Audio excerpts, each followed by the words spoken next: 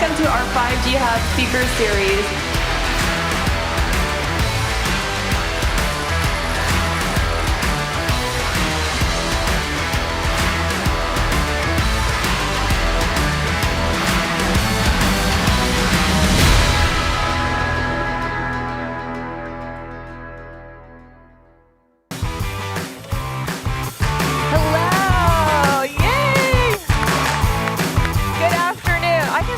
Because the sun's still out, right? Isn't it beautiful?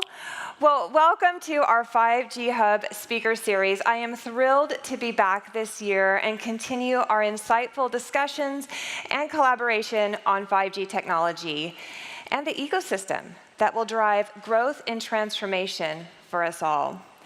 Our session today, entitled Decoding 5G, Exploring the Current Technology Landscape, promises to be an enlightening journey into the advancements of 5G and what's on the horizons for new services and solutions. But before we delve into the heart of today's discussions, let's take a moment to acknowledge the current state of 5G and the remarkable strides made by T-Mobile. T-Mobile stands as the unequivocal leader with the nation's largest, fastest, and most awarded 5G network, covering over 330 million people and 2 million square miles across the country. And let's talk utilization. Over 70% of T-Mobile customer smartphones are 5G enabled, and a staggering 70% of all of our network traffic is now 5G. Yet T-Mobile's advancements extend beyond our coverage. With the nationwide 5G SA, or standalone network, T-Mobile is pioneering innovations with network slicing that include SASE to enable secure connections for businesses, network management for event point of sale, including 230 concession payment terminals at the Las Vegas Grand Prix, along with providing developers beta access for video calling applications through our DevEdge platform. And we are just getting started. The ecosystems continue to grow and evolve. Today, we are going to hear from 3 exceptional industry leaders representing the wireless infrastructure, to the transformation impacts of AI, to the applications that redefine entertainment with extended reality and social connectivity. So I encourage you to get comfortable and fully engage with the valuable content, dialogue, and insights shared by our esteemed speakers. And with that, I will turn it back to Austin for our speaker introductions. Thank you, Austin. Erin. Appreciate it. All right, it's my honor to introduce our first speaker for the evening. They are a giant in our industry and the head of Ericsson's T-Mobile customer unit. David has worked in damn just about everything. He's been here all the way from 2G, all the way up to the modern day goodness that we have for 5G. He started with Ericsson back in 2007, working on 3GPP standardization and research. He's worked on network systems, wireless infrastructure, radio software, radio hardware, everything. And he's also clearly very smart. He got his Master of Electrical Engineering from the Royal Institute of Technology, KTH Sweden, in collaboration with Stanford. And he went for a repeat and got his PhD in telecommunications from KTH as well. He also has 48 patents. Coming from someone who doesn't have any, that seems like quite a lot.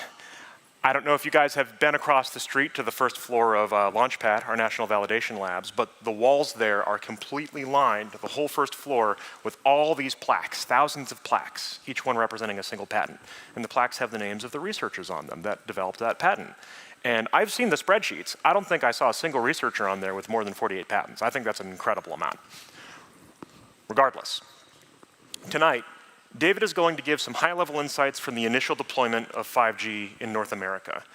He's going to shed light on where adoption has been extremely successful, where it's soaring, and other places where it may be falling short, and there could be some room for improvement. He's going to talk tech, he's going to talk strategy, he's going to give us the scoop on how things are going in telecommunications, so please join me in giving a warm welcome to David Hammerwall. There you go. Thank you so much for those very kind words, Austin. I don't know if I can live up to that hype, but I'm very humbled to be here. It's great to be part of this year's first tech talks here. And I'm here to talk about the state of 5G. Where are we in the 5G deployment cycle? And a key message is that we're really at the halftime show. We're at the halftime show of the 5G deployment cycle. And when you're at the halftime show, you should take stock of the first half of the game, right? And you should also anticipate what will the second half be all about. So that's exactly what we will do now. So what is the 5G business horizon? So let's look at what are the different steps of the 5G deployment and 5G business. And you can really say that the 5G business has been along two different axes. It's about the consumer business, and increasingly it's about the enterprise and the public or the private and public sector business. And this is where a lot of the new growth will happen as well. But the first horizon has really been about doing more of the same. It's more of what we did in 4G. It's really about delivering that next level, enhanced mobile broadband. And it's actually been extremely successful in delivering mobile broadband. And we have had the fastest uptake of 5G as opposed to all the previous Gs. So it's been a tremendous fast pickup of the 5G technology. And looking at mobile broadband, one key aspect that 5G brings is vastly lower cost in delivering data. So it's only about 1/10 of the cost to deliver a gigabyte of data on 5G as it was on a traditional 4G network. So a lot of this growth that we have seen in the mobile broadband is really enabled by the very successful 5G rollouts we've had on the first 5 years of the 5G cycle. The second horizon is really about expanding into adjacent businesses or adjacent segments.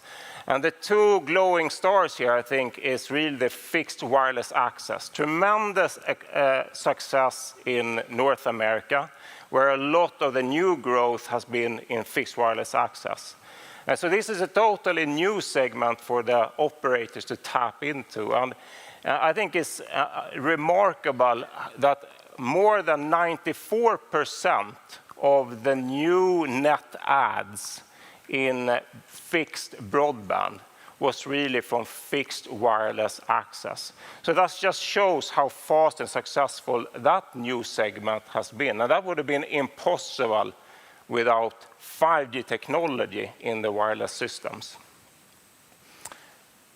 The third segment is really about enabling new connectivity solutions. And this is where we see private networks and public networks, new deployments on campuses. It could be deployments in factories where an enterprise or a public sector would like to have guaranteed performance. They want to own and make sure that they have that differentiated 5G service. So that's tailor-made networks for dedicated facilities or dedicated enterprises. And there we're just tapping into that. We have seen that first part of that growth. We know it's taking off, but we haven't really seen that hockey stick take off yet. But we definitely see that this is what's about to happen. And the fourth horizon is where it starts to be really interesting.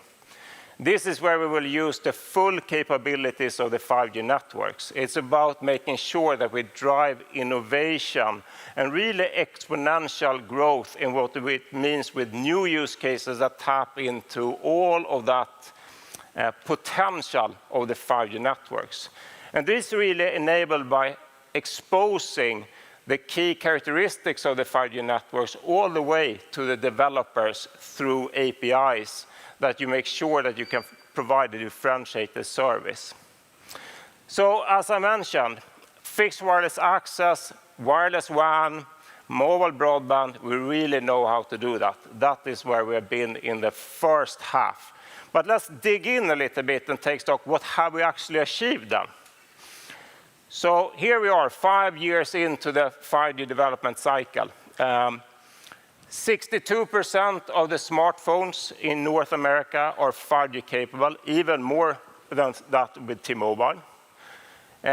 26 gigabytes of data is the average consumption of a 5G data subscription. So imagine that capacity that the 5G networks are already delivering with all of that data being transmitted. You also had the quiz here. 90% of the US population is already covered by mid-band deployments. And mid-band, why is that important? Well, mid-band is where all of that additional 5G spectrum came in. That's where you can really deliver a differentiated 5G experience. Significantly higher data rates, significantly higher capacity. And 90% of the population is already covered. So of course that means that we can deliver a lot of new interesting services as well. And I already mentioned that fixed wireless access number, that 94% of the growth or net adds in fixed broadband is really from wireless fixed access. So of course that means that there is a lot of untapped demand. You can bridge that digital divide, and you can provide alternatives to many consumers and enterprises that want optionality in their fixed broadband. And looking at the Net Promoter Score, did you know that the Net Promoter Score for fixed wireless access is actually on par or better than a fiber connection? So that's how good those services really are. And it's not just the devices, the services, the data deliveries that have matured. Also, the network products have had a tremendous maturity over these first 5 years. I remember in Ericsson, the first mid-band massive MIMO 5G, or that technology radio that we developed, it weighed 130 pounds. It took 3 people to carry it. And that was in 2017. Fast forward 5 years, 6 years. We deliver a 3 times more capable radio, 3 times the performance. It weighs 25 pounds. 1 person can carry 2 of them. And that is how fast this hardware and software has matured over the last 5-6 years. So the pace that we can deploy and at the cost we can deploy has had a significant maturity over these first 5-6 years of deployment cycle. So we should be really proud of where we are. Now we're at the halftime show. We have had a lot of deployments happening, but we now need to look forward to the second half of the game. And we all know it's in the second half of the game that the winner is settled, right? So really important now to make sure that, first of all, we tap into the potential of the investments we've had, and that we continue to deploy to really stay with the demand and to make sure that we can tap into the full potential of what 5G can really bring. So I look at 2 different parts here. It's really about differentiated connectivity. That's the key part, right? If we can't provide differentiated experience, differentiated capabilities, then we won't have all of these new use cases. So that's the key aspect. The other part is, of course, to stimulate and make sure that we can take advantage of this innovation and push for an ecosystem growth. And if you look at architectural shifts here, or differentiated connectivity, it's really enabled by a few different parts. One is an evolution of the architectural shift. And here, standalone networks is a really important fundamental aspect. And standalone really means that for the first time, we deliver an end-to-end 5G system. Before now, we've actually been relying on a 4G system where we're camping on, and then we're augmenting it with a 5G carrier. Now we take the leap into the end-to-end 5G era, and this is where we can really then sell and enable programmable network where you can have an end-to-end differentiated slice or differentiated use case. That takes us to the network slicing. And network slicing is a new way where you can have an end-to-end orchestration, where you can guarantee, for instance, a certain latency. You can guarantee a certain minimum bit rate, or you can guarantee a certain security level. And of course, by exposing these through open APIs, you can also stimulate an end-to-end developer ecosystem to take advantage of this in a very scalable way. And this, of course, should be a click to play. It needs to scale like a platform. And this is what we're working extremely hard with in the industry right now, to really put the foundation out there for all of the developers to tap into the full potential. We also see a great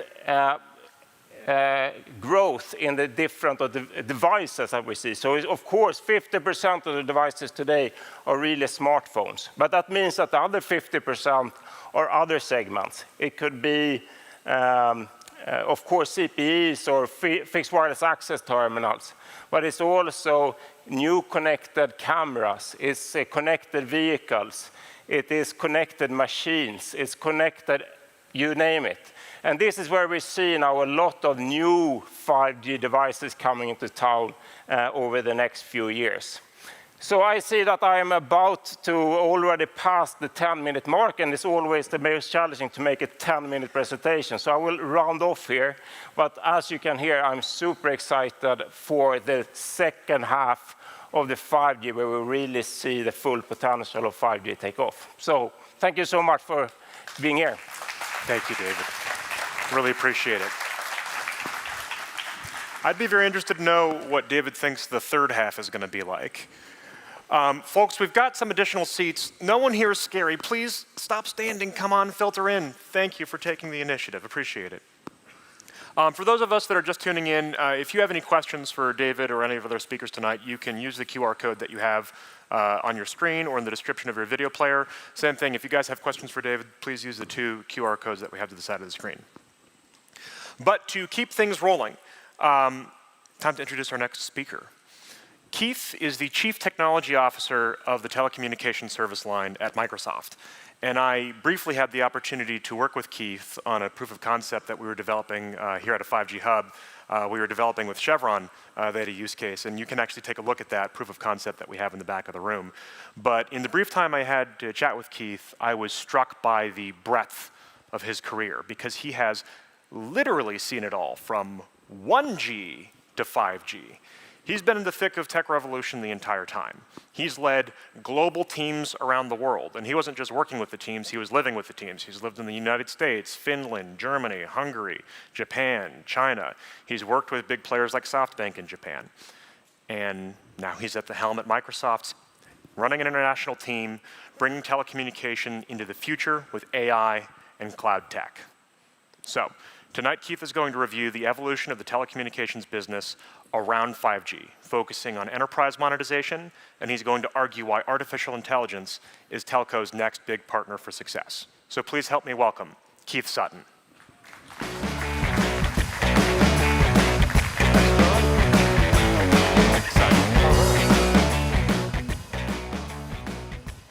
Hello, everyone. Who's enthusiastic to be here? Good, let's see it. Who's enthusiastic for 5G? Okay, even better. Who's enthusiastic for always incredible, absolutely innovative AI? Woo! Now we just need to bring these 2 enthusiasms together, and I'll show you today the roadmap, the capabilities, and how we will make billions of money, I hope. Let's talk about telco transformation in the area of AI. Pose for the camera? Okay. So we believe as Microsoft that indeed the world is always looking for change.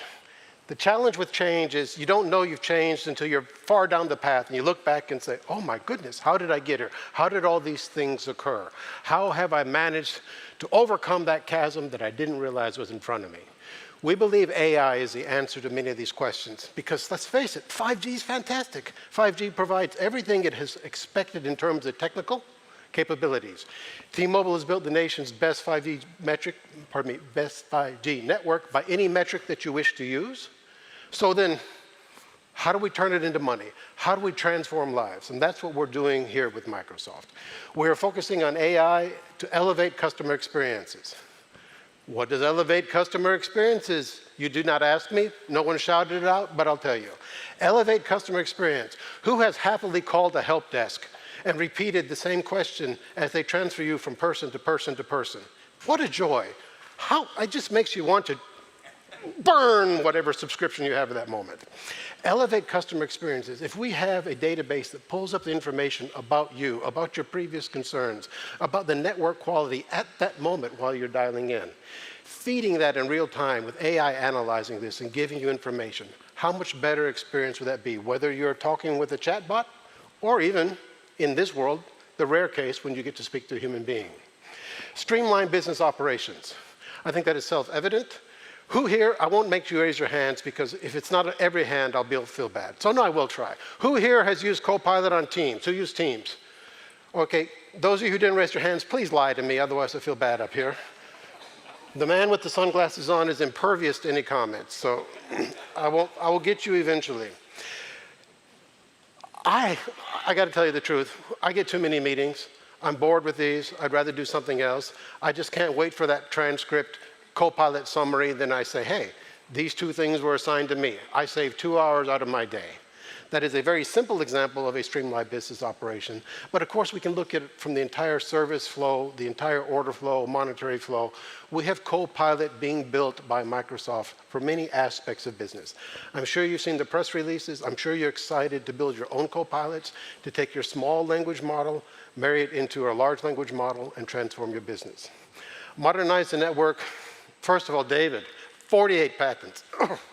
I mean, all my patents fit on one hand. More than one finger, I'm happy to say, but it does fit comfortably on one hand, so I'm stunned by this. We all know what it means to modernize the network.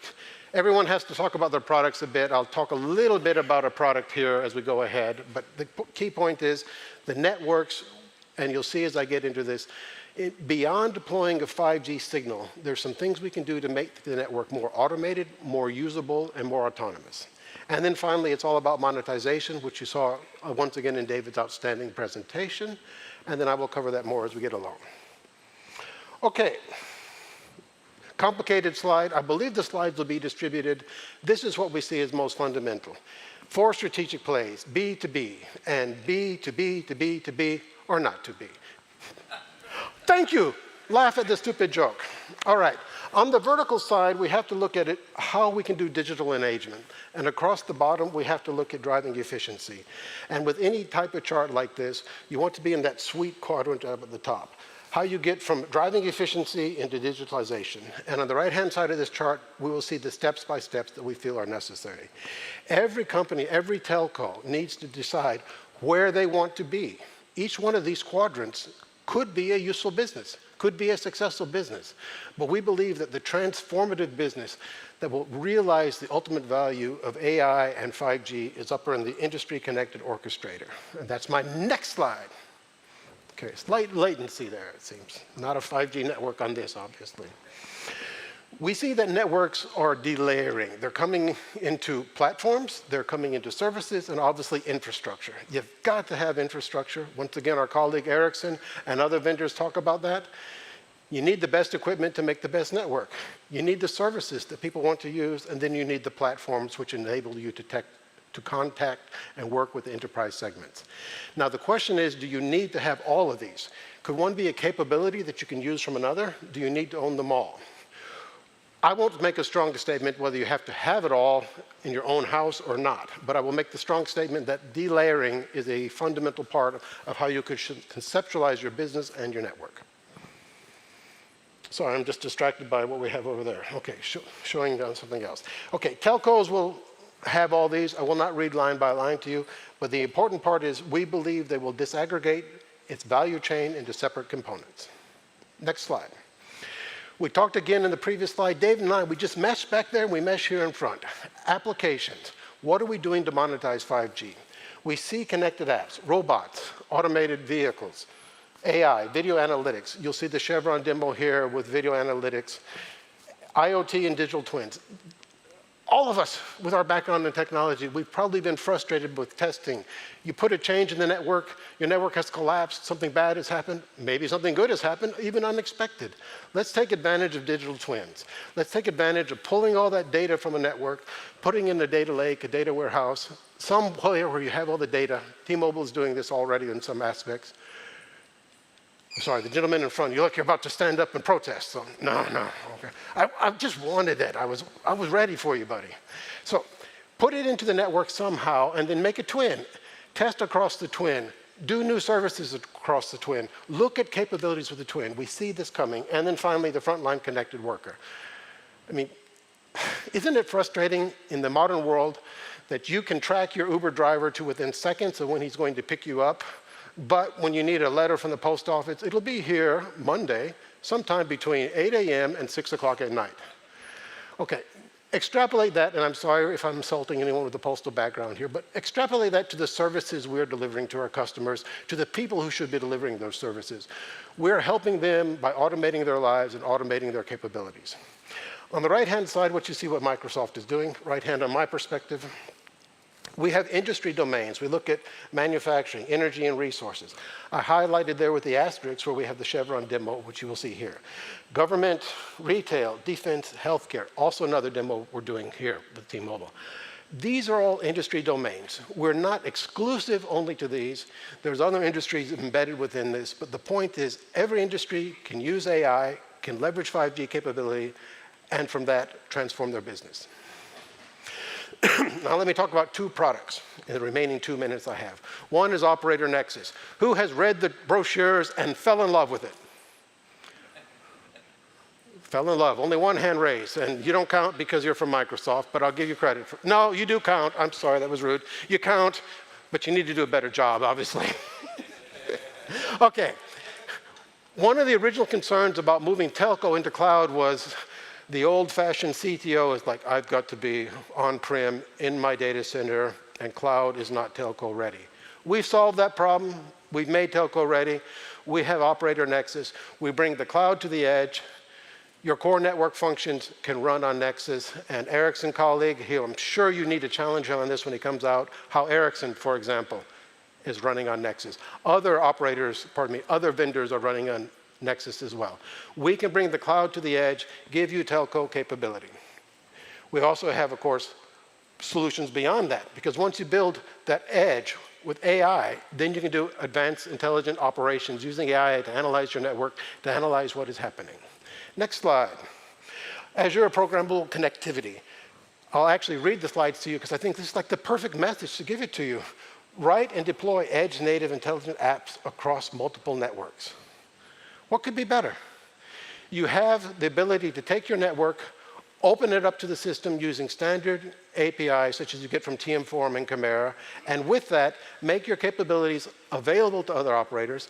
Also, perhaps you can work with other operators, maybe not your direct competitors if you don't want to share with them, but other operators internationally, bring these capabilities in.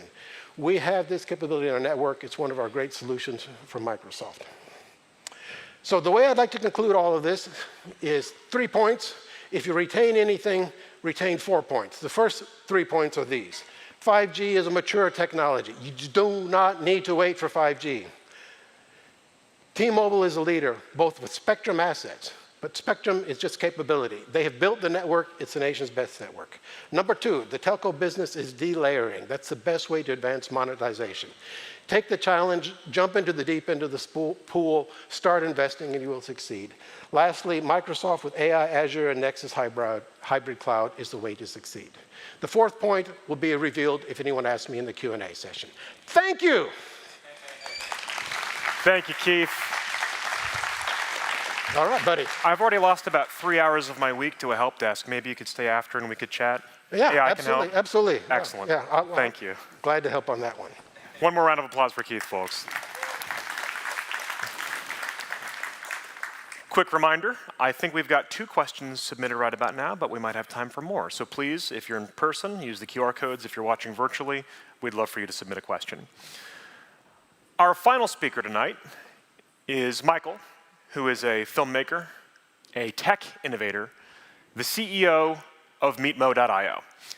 Now, I started my career in video production, and in my opinion, the discipline is an extremely salient example of how changes in technology can have an immediate and impactful effect on the way that people both create, distribute, and consume film and cinema. And I think that Michael and his company, Meetmo.io, are perfectly fixed at the center of that interaction, innovation and impact.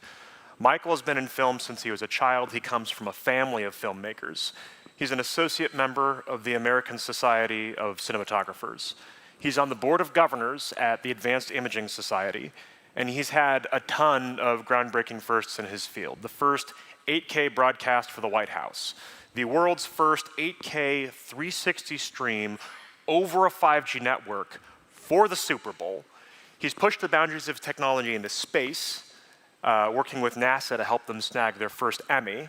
And he's recognized by the Studio Daily as one of the top 50 creatives and technologists in the motion picture industry. And I think that duality is so important.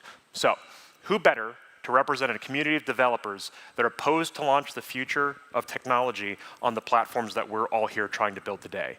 Please welcome Michael Mansouri. Welcome. Thank you so much. You bet. Thank you. If you don't mind, I'm just going to soak this up for a little bit because this is incredible. So I want to share my journey, how I came here. We started a tiny, small startup called Meetmo about 3 years ago, and a company who had a lot of courage believed in us and gave us our first momentum. And our first customer was T-Mobile. And it was Erin and her team that I'm back here again. So I need to soak this up and share some of our customer success stories with you. Because our use case is I'm a customer also of T-Mobile.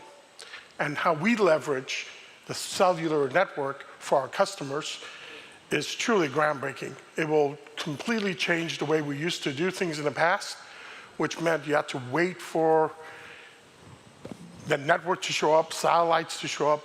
It's just so transformational. So what I'll do is I'll shut up and just share some of our customer success stories. And let me go right to it.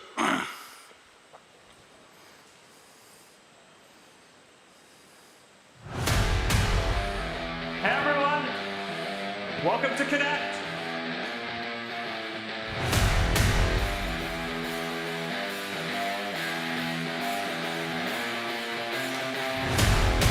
Come over and look at this. Okay, we're just doing our first test run, and now it'll be a race against time. We're looking at the live feed from the camera.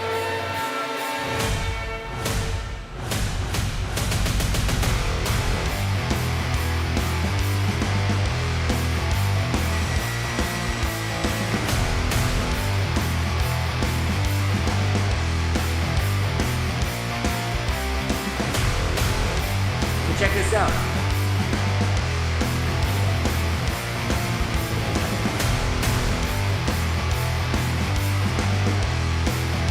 Touchdown, you shepherd. Whack them back to earth.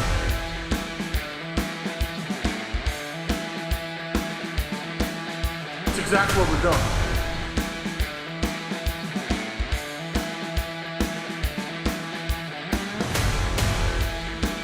We're all collaborating in this Meetmo platform to create, control, as well as restream our finished products.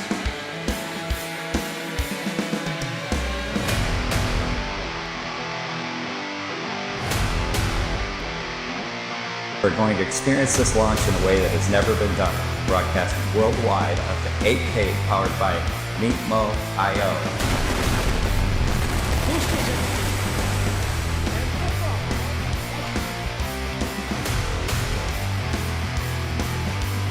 We're able to do things faster, cheaper, and better.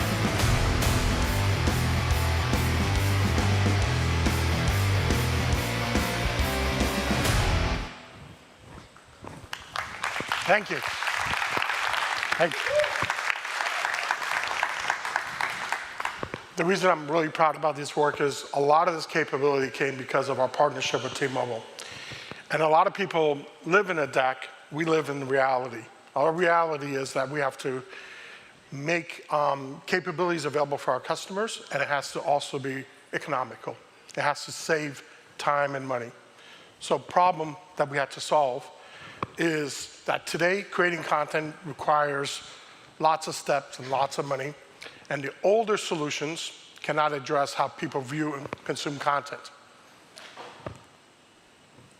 So this is why we built Meetmo. Meetmo is an incredible platform that allows you to automate a lot of these steps. So all the steps of downloading, reviewing, streaming, and cutting, editing, these are all in a world that we believe that's real time. And our capabilities is to virtualize your workspace, your hardware, and your software. So now you can get your teams connected through Meetmo and mix, augment, stitch, and aggregate your content and send it to endless amount of displays. The problem now is that most broadcasters, they're all addressing a 16:9. And as we see a plethora of digital formats and platforms there, how do you create content? And how do you monetize it when it's on all these devices? Most people have to create apps from scratch and redo things, and it's not economical. Our platform addresses that, and it makes it very economical and scalable. And effectively, this is what we're displacing. Everything on the left, that infrastructure is getting displaced with what we're leveraging now, which is using 5G to do even more, not less. In the past, when I had to use cellular, I could only do little. I could only do 1080 maximum or 720p.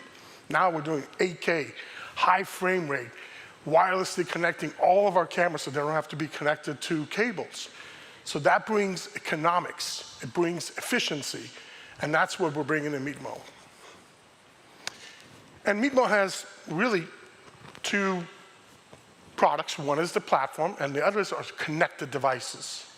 The one on top, it's called our MoLink, and it's a 1U edge compute that has 5G built in. It also addresses private cellular, and the reason we built that is because the biggest problem broadcasters have, or anyone in this room probably has, is IT infrastructure.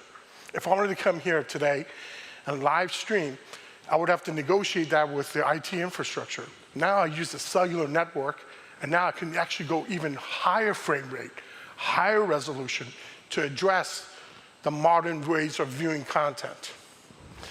The next item we have is what we call our TinySync. And here it is. This has 5G built in. It encodes 4K 60. The other one is resolution independent, which what that means is we can go 1080, 4K, 8K, and beyond.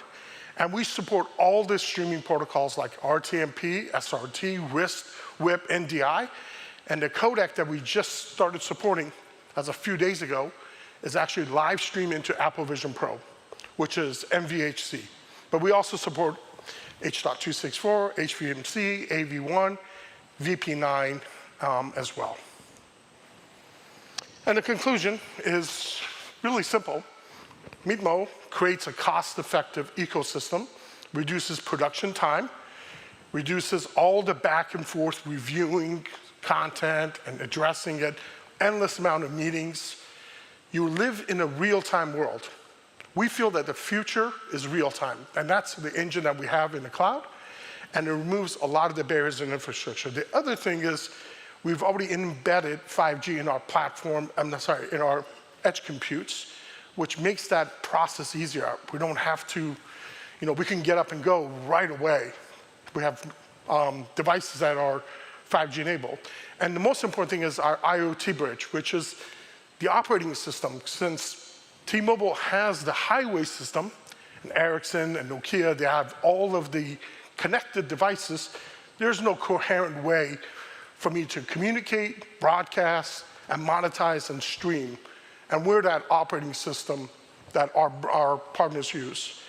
And the most important thing in the end, it's not always about saving money. It's how you expand your viewership.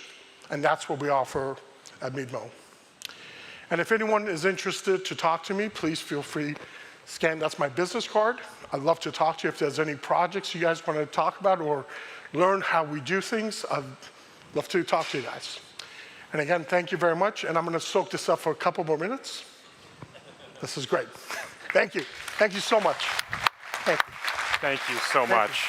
Thank you. Dude, I'm always so excited to see developers working on the platforms that we're building. That's what gets me more excited than anything else we do here, using the tools that we build. Thank you, Michael. If you have any questions for our speakers or a question for Michael specifically, please submit them now. Get them in while you can, because pretty soon here we're going to be bringing our speakers back out for a panel discussion. Those of you that are here in person, we have an informal Q&A after the show. So you'll have an opportunity to ask our panelists questions live. We'll bring out the mics. You can talk face to face. It's going to be a whole thing. For those of you that are watching virtually, we'd love to have you so that you can do this next time. Swing on by. We'll have a happy hour on us. You can check out some cool demos, get your hands into the nitty-gritty network. Please join us next time. We'd love to have you. If we could have one more round of applause for all of our fantastic speakers tonight. They've been very generous with their time to fill 10 structured minutes. And I'm about to hand things off to Aaron for our panel discussion. But first, let's psych things up with a sizzle video. Hit it.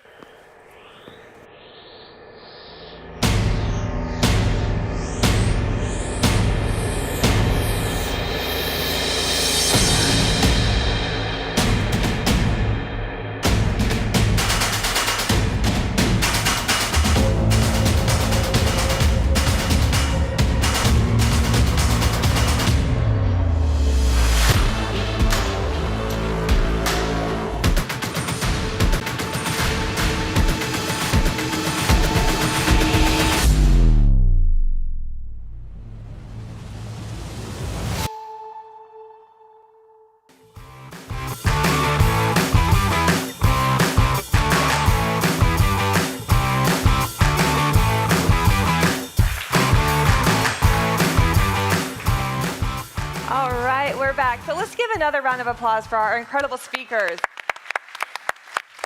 Very, very insightful. Thank you. Thank you.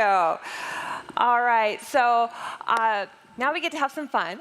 I'm going to ask some questions, and then we'll go ahead and take some questions that were submitted during the presentation. So to start this off, so David, you talked about, we're now kind of in the second phase cycle, right, of 5G.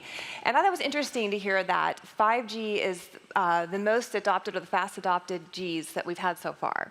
Can you share why is that a little bit more? And then, I love the reference to halftime. Okay, so it's halftime. This is your team. You're the coach. You're in the locker room. What are you going to tell this team, this ecosystem, as we go into the second half?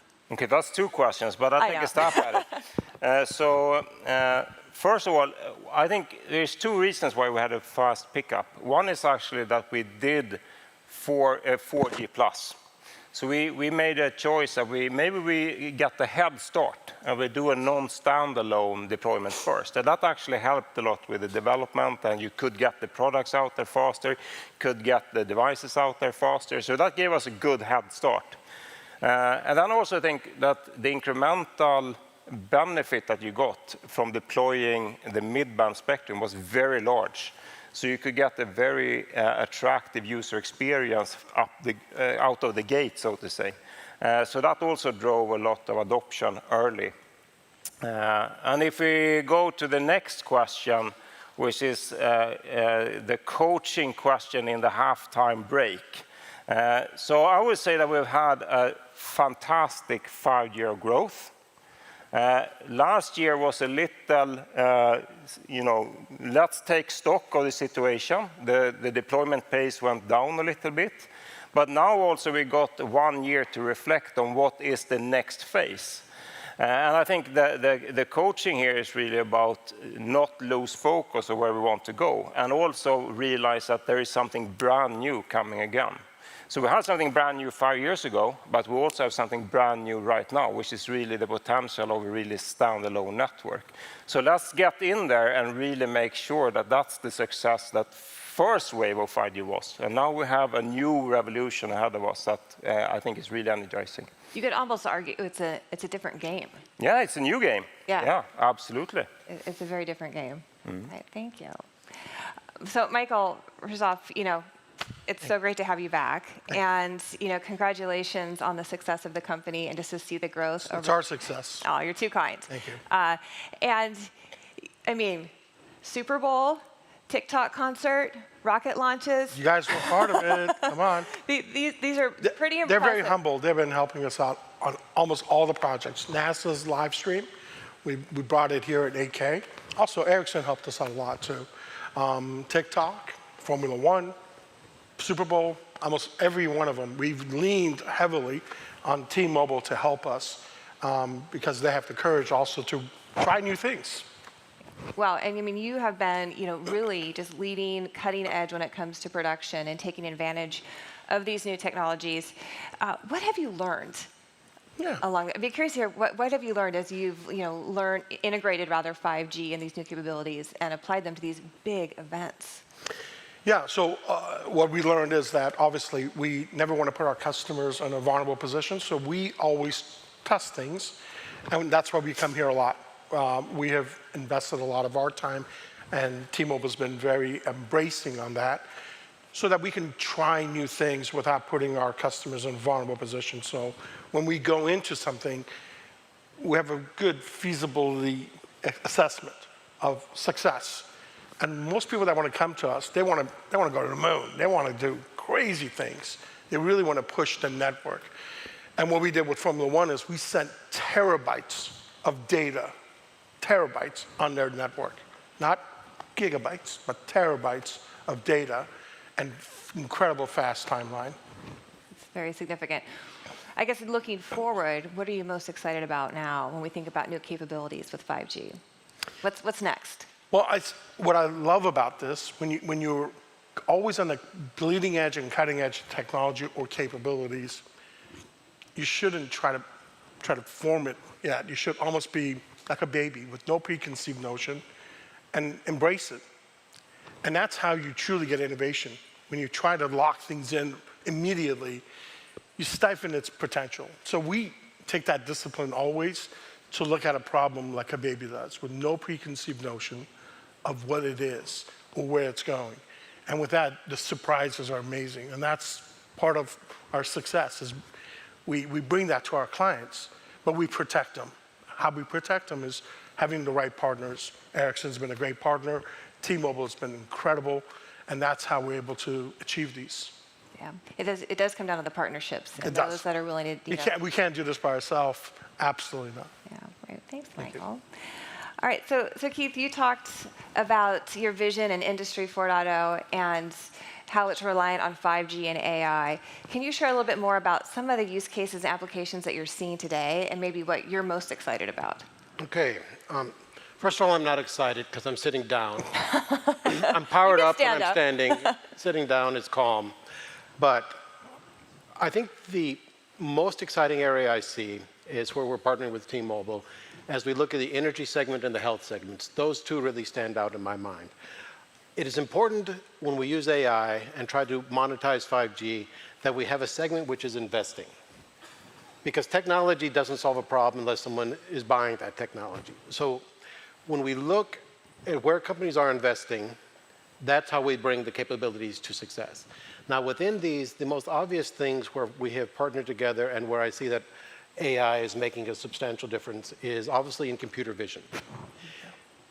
It's a bit scary when we think how many of the cameras are out there and what they're seeing. That's the downside. I understand that. No one likes to be on camera, even right now with the cameraman looking at us. But it is at the same time important that we understand when we have facilities, when we have people moving in public, drilling an oil well, locking a gate, are they wearing a hard hat? All of this takes cost out of the business, builds efficiency, adds safety. So first answer, computer vision. The second one, particularly in the health domain, as we look at the near-human interaction that we require. From the demo that you will see later today, I believe, when we consider amount of time a doctor or a nurse spends with a patient and how much of their time, rather than caring for patients, is actually spent making notes and transcribing and understanding what was said. When we can automate all that, use voice recognition, highlight from the transcript what are the key points they said, not providing the diagnosis, that's a human intervention, but understanding the key points. So short answer, I see that we have the best opportunity for success where the industry domains are investing, and then every use case can be built upon those. And I really like human AI as well as computer vision. We're not limited to those, but those are the highest growth, I believe. Thank you. So Michael, I see you nodding. Yeah, I'm thrilled. Yeah, I guess that's a great, when you think about, Yeah. AI and I guess entertainment when it comes to video Yeah. analytics, Yeah, What are you seeing in your space? We have AI built into our platform for purely automation because there's a lot of tasks that your operations team, your filmmakers here understand. And automating just means that you're adding more creativity, right? And we're removing a lot of those tasks. By creating hyper-realistic experiences also, we put telepresence, very realistic. When you're capturing 8K or 12K, which we did for Formula One, captured 12K 360 stereoscopic, or when we're addressing things like live streaming into Apple Vision Pro, those create those incredible experiences that are incredible. So we use AI to automate a lot of those tasks so that you don't have to deal with the mundane stuff and just really focus on the creative sections. Yeah, makes sense. So David, I guess maybe kind of leading into some of these applications, when you were talking about Horizon 4 and programmable networks, and I think this might even be a great use case. Can you share a little bit about where we are today when we think about kind of preparing for this Horizon 4, and what are some of the early use cases that you see emerging? Yeah, so absolutely. So I think from a technology point of view, we now have a lot of that core technology in the network. So we have the networks deployed. We have, and T-Mobile in particular, you have deployed a nationwide 5G standalone network that you should be very proud of. And now we're also making sure that we get a lot of that end-to-end service orchestration. And I think that's a very important piece because that's what kind of ties the end-to-end flow between developer or a small enterprise buying the capability to it actually being configured all the way to a device. So that is the piece that is being deployed right now. And of course, establishing the developer communities and those APIs. And I think DevEdge is one example, and Ericsson has Vonage, which is complementing that to a very large extent in bringing developers into accessing the capabilities of the networks. So I see great momentum for making all of these bits and pieces converge and actually unleash this. Okay. I guess from an application, are you seeing any emerge? Some of the first ones? So I think there's quite a few applications. T-Mobile and ourselves, we launched a partnership of connected laptops. And there you can also launch a security, SASE, end-to-end security slice. I think that's one first example. We also talk a lot about quality on demand. So that how can you guarantee a certain performance? So say that you want to have a broadcast session in Times Square on New Year's Eve.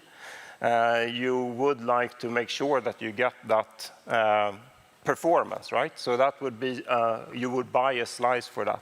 I think that's another example, and which is also tying back to the F1 point of sales use case, where you actually had 230 point of sales terminals. They don't require a lot of data rate and not a lot of capacity, but if they can't connect to the network, they lose millions in sales. So I think that's another great example of a use case. It doesn't really consume that much bandwidth, exactly, but it's so much value to make sure that they are connected. Absolutely. Great examples. Yeah. All right, so I'm going to check in with Austin and see if we've got some questions that were submitted during the presentations. Austin. We've got a couple of questions. I got one here that I think double clicks a little bit on the developer experience. 5G provides a broad set of capabilities, but developing 5G-enabled products adds significant costs. What is being done to help 5G product developers manage implementation costs and complexity? And maybe, Michael, for you, that would be, what would you like to see?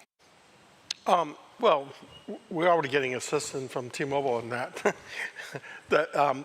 So we get engineering support from Aaron's team to help us integrate some of these capabilities in our devices.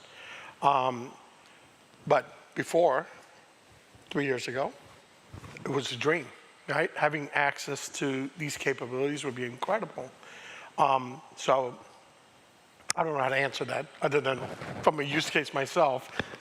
I've leveraged these resources that were offered to us, and we build products to support our platform so that the end user doesn't have to bring the entire infrastructure. They don't have to figure out how am I going to do the network slicing, how am I going to bring private sites, I'm going to connect my cameras to the device. So we can bring an economy so that it can scale. So from our point of view, we embed it so that others can build on top of it. We make it more accessible, easy to use. Maybe I can add a little to that. And I think a key aspect is to provide very clear software development kits, like well-documented example code, make it really accessible to the developers how to do it and show examples of how to do it. And then I think the other aspect is also to make sure that you have a platform behind it, that you very much can have a click to buy, that everything scales. So it's really simple to use and that it scales as a platform and not a tailor-made system integration for every enterprise. It really needs to be this very simple click to buy user experience. I have to add to this. Gentlemen, you missed the obvious solution is right behind you. Copilot, GitHub. Yeah. There's the answer. Thank you. There you go. Austin, you have another question? Yeah, we got one here. How do you see 5G power consumption reductions playing out over the next few years, especially for low data requirement applications like battery-powered IoT devices? And then there's some, what looks like Swedish here, and I'm going to leave it at that. Should I comment on that maybe? So I think there's two sides to power consumption. One is the network side power consumption, and the other one is the device side power consumption. And both are super important, and we've come a long way on the network side to bring down power consumption. And that, of course, translates to a lower cost of operation and more sustainable networks. And the other side is the device power consumption. And I think that has tremendously improved over the last 3, 4, 5 years. And you can say that that is very much about having the evolution in the silicon.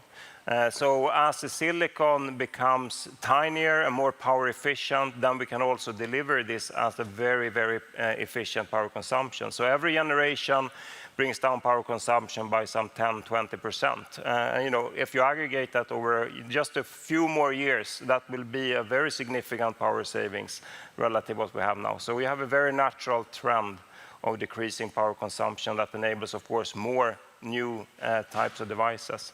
And one more comment is that there is also new capabilities coming up, brand new types of 5G devices that have been tailor-made for lower performance and lower cost and lower power consumption. And that also enables brand new user experience, like wearables that, of course, like a connected watch or low-cost devices that, of course, we don't have today in the same way. Michael, I guess anything from, your perspective when it comes to devices and your equipment on the power? Sure, and I'll add to that, because everything that we do on the higher end, 8K, 12K, we suck up all the power. Yeah. And we don't care about that. We just want to send our stream out. But our tiny sink supports that because it is a small micro edge compute that enables me to put this on top of that camera, and they can live stream without the infrastructure. And now someone in the cloud can do switching, remixing. So this doesn't draw that much power. And then obviously, as you guys mentioned, is that we also use mobile devices, mobile phones. A lot of our early and current broadcast is just leveraging a mobile phone. We take a mobile phone, we have an app, it's called Meadmo Cam, and we turn this into an encoder. And that's very low battery consumption, because a lot of pain points that broadcasters also have is they're running around all day live broadcasting and their devices die, and they have to have extra batteries for it. This just lives on top of the camera, it gets an HDMI feed or converter, and now 5G is built in, and now we could live stream 4K 60 directly on this. Some of the TikTok, those were all connected wirelessly through the private cellular. Okay, I'll ask a question, then Austin, I'll go back to you.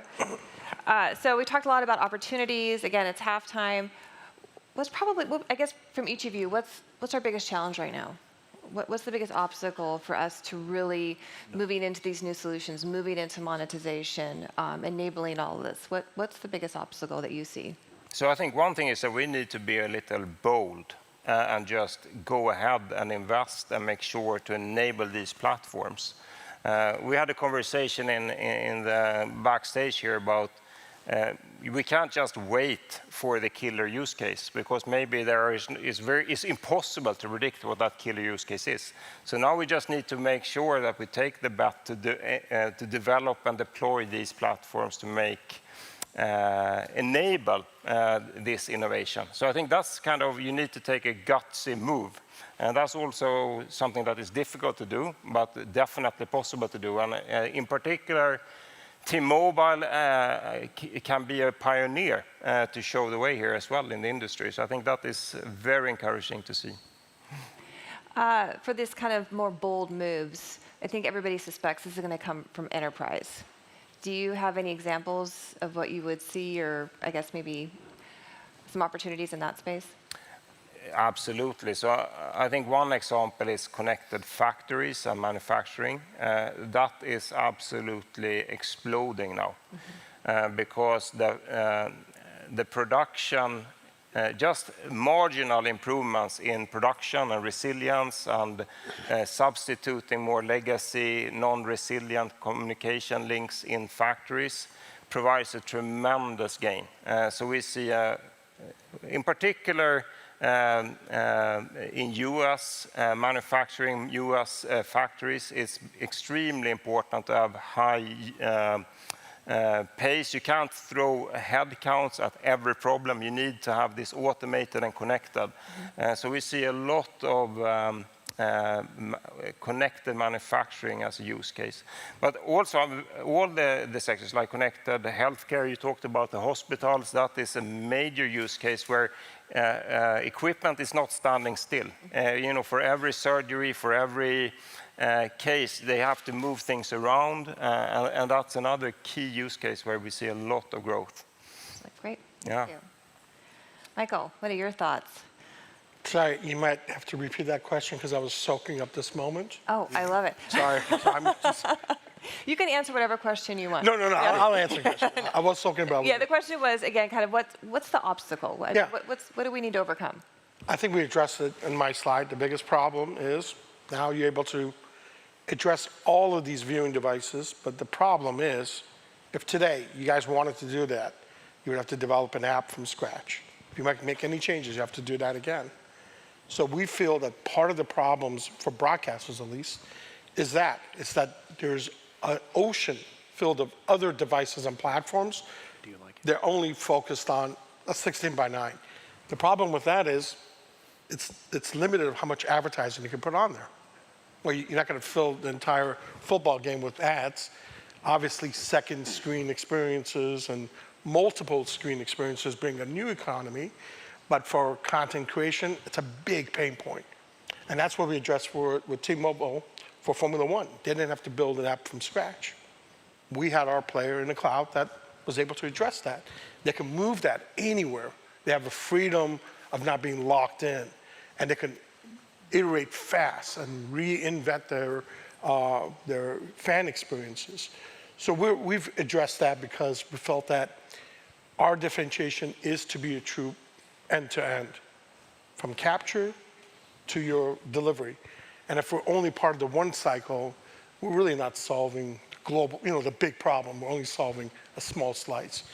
Again, part of it is because we built a lot of these use cases for ourselves. And we're sharing it with our community of filmmakers and content creators. So how do you think you could, I guess, raise awareness or get greater adoption in terms of how you're bringing that end-to-end solution and ecosystem together? It starts from here. I'm here talking about our customer success stories. And the challenge is also that I know a lot of people want innovation, but they're risk adverse, and I understand that. So they need the brave soldiers to go out there and pave those roads. But that takes not just money, but it takes courage. And this is where great partnerships we've had. We've leaned heavily on T-Mobile as well as Ericsson to help us get there. But I think part of the problem is that as well. Thank you. Thank you. Keith, Yeah. Let's see how deep I can dive into this metaphor pool. I love So it. we're at halftime, and as David said, we had a chat backstage, so my answer will be complementary to what David was saying. What I find in the enterprise segment is people are wanting to win it with a Hail Mary. Throw the ball to the end zone, touchdown, we won the game. Now, a little bit out of the context, like we've seen some of your competitors waste tens of billions of dollars buying companies that ultimately they write off. I'm not looking for that type of Hail Mary. But now to get a little personal with T-Mobile, you're not willing to work with the enterprises the way that T-Mobile works with their vendors. When vendor comes in with a new technology, just as 4G or 5G, it's like, okay, you're going to go to an area in Texas, build 20 base stations, and we'll be drive testing it for 6 months, mature the technology a year or two before it's deployed. T-Mobile needs to do that with the enterprises. Make that investment. So be willing to maybe have a few passes fall incomplete, a few runs not succeed. But you have to stay with the run, you have to stay with the game plan that you've made and invest. But if you come into an enterprise segment telling them that your enterprise will be transformed with 5G, your life will be better, everything will be great, and then the next step is, and by the way, just trust us on this, we're not going to give you any timeline to ramp up. There's a gap there. Someone needs Microsoft stock value of the last year, okay? There's very, very senior people who give the statements and projections of where AI is coming.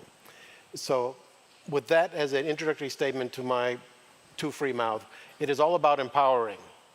So between the choice of replacement and human empowerment, obviously it's about empowering. Now it is clear through automation and AI, some tasks can be entirely replaced by AI. We cannot deny that. But we are developing this technology to empower corporations, to empower enterprises, to empower people to achieve more. Great answer. Any other thoughts on? It's out of my realm. No, but I can add to that as well. And I think AI will also bring the opportunity to do brand new things that were completely impossible without it. And I see it in the networks also. The complexity is exploding. And it's going to be impossible to do that manually. So you're going to need AI even to enable it. So it's not only about replacing or empowering, it's also about enabling completely new solutions. Very true. Great. Thanks, Austin. All right, one more. Speaking of completely new solutions, there is a small global phenomenon called climate change that's impacting everything from clean energy to disasters. Would you be able to share some of the use cases around 5G that help support preventing acceleration of the climate impact? I can speak on that. Go for it. The only thing that's predictable on space launches is that they're highly unpredictable. And we suffer that every time we went out. Every time we go out, we show up. There's, in our case, there was like 2 hurricanes back to back at Kennedy. And we had to go back home. It was multi-millions of dollars for our production teams to show up, travel, airfare, all the infrastructure had to be redeployed every single time. And then we had a mechanical issue as well for Artemis. So we figured out ways to virtualize a lot of those steps. So our crew started at 38. We shrunk it down by a huge amount because we were able to now, with help of T-Mobile, control these cameras remotely. We don't have to physically put people on-prem. And the other use case is what we did for Fox Sports for the Super Bowl. Same thing. Fox had a challenge, and that is they want to be in presence, but they would have to build their set, fold their sets, deploy it, bring the trucks, carve out a space right at the Super Bowl. We did something that was very revolutionary. We were able to bring 8K live, 360, and stream it directly inside of the game engine. And that created a new economy. And we didn't have to fly people, didn't have to build, entire sets. So it's a huge global impact because now you don't have to travel and, waste so much of your resources. So we implemented it on several productions. I can add some flavor to that as well. Ericsson, I know T-Mobile as well, are very large champions of sustainability. We both have a net zero target for 2040. And we also have a very aggressive roadmap on getting there. So already by 2030, we have said that we should cut to 50% of our CO2 emissions in the full scope 1, 2, 3. So we're very aggressive on addressing our own impact on carbon emissions. But then there's tremendous use cases for how telco can help the overarching world to transition away from carbon emissions. And I think just all of the telepresence and hybrid way of working is one way to address a lot of travel. And we also see that video meetings and so on is really useful to substitute a lot of the international travel and so on, and you can go more into the virtual space. I think in every industry there are applications. In agriculture, just having connected machines, connected fields that measure exactly how much fertilization you're needing, and all of this to be very precise can dramatically reduce a lot of the emissions. So it's just a few examples, but it's in essentially every industry. There are great examples on how telecom is the key enabler for many of these use cases or tools to address emissions. Yeah. And I think AI is just going to only accelerate this, right? Absolutely. Yeah. I was waiting. Yes, AI is simultaneously one of the larger contributors to this as we build massive data centers worldwide. I don't want to be negative about my company, but I'm sure this audience is aware of the proliferation of data centers as we build AI. Microsoft, therefore, is committed to finding the most operational and effective way to use AI to reduce the power consumption in those. Even when we do the things like the queries going into ChatGPT 3, 4, 5, the tokens, the processing required, bringing edge computing so we don't have to send the data back. We, in the AI itself, is a large consumer of a power, and we understand that, and we're doing a great deal of work to minimize and reduce over time the impact of AI, all the way, as you may have seen in our press releases several months ago, making new chips to help advance the technology. Then the second part, which you implied, Aaron, is, of course, using AI to do the analysis across many systems, telco systems, manufacturing systems, and I'd like to just highlight one rather not obvious, but something we don't think of. So much of the waste, so much of the pollution problem we have is waste. Material in the supply chains, stuff falling literally off the truck. If we put tagging, if we follow our supply chains, if we can get the wastage down, I know from building your network that almost 20% of product is lost while building your networks. Do you mind that I reveal that number? Okay. No. Yeah, no, I already did it, so it's a false question. Imagine if we got that down to 5%. How much waste, how much garbage, how much energy has been saved? So using AI across the supply chains, manufacturing process, all the way into production, truly addressing lost product and wastage is one of the biggest ways to save energy. Because if we don't lose it, we don't have to make it twice. Great, thank you. Yep. All right. That was a great final question. I see we're over time. So again, let's give our panelists a round of applause. And audience, thank you for the questions. And of course, good news, we will be back in May 14th for our next session. Stay tuned, we'll announce over social what our topic will be, but hopefully you can all join us again as well. So with that, we'll say goodbye to our folks joining us virtually, and we'll wrap there. Thank you. All right, so you guys are in for a treat. We're going to do a quick photo, and then we're going to bring the mics